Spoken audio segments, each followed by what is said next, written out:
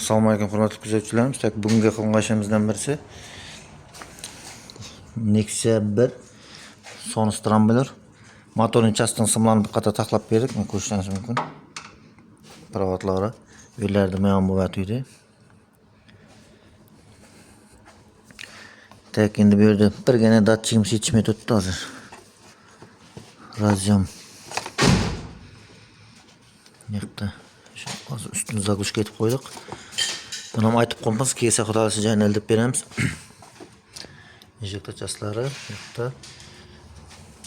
Keyin sho'llar ham dimyon bo'layotdi mana zona. Relay simlardan sochilib yotdi, masalan, akkuratni qilib taxlab berdik. E+ bu yerda ko'rsatalarmikanmiz?